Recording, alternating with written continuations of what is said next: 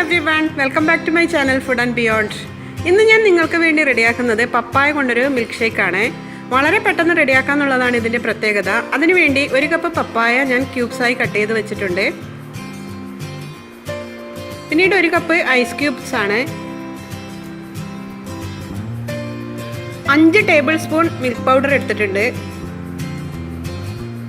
1 teaspoon ചെറുനാരങ്ങ നീര്, 1/2 teaspoon vanilla essence, 6 teaspoon പഞ്ചസാര. ഇത്രയും ഇൻഗ്രീഡിയൻസ് ഞാനൊരു മിക്സി ജാറിലേക്ക് ചേർത്ത് കൊടുക്കട്ടെ.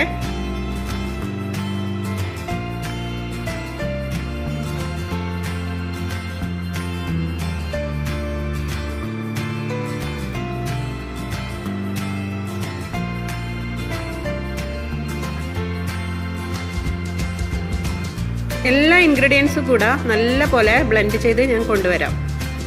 ബ്ലെൻഡ് ചെയ്ത മിൽക്ക് ഷേക്കാണിത്.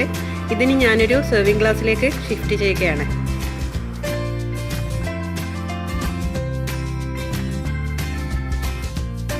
ഇഷ്ടപ്പെട്ടിട്ടുണ്ടെങ്കിൽ ലൈക്ക് ചെയ്യണം, ഷെയർ ചെയ്യണം, സബ്സ്ക്രൈബ് ചെയ്യണം. വീണ്ടും മറ്റൊരു നല്ല ഡിഷുമായി കാണുന്നത് വരെ this is Sudha signing off. Thank you for watching my video.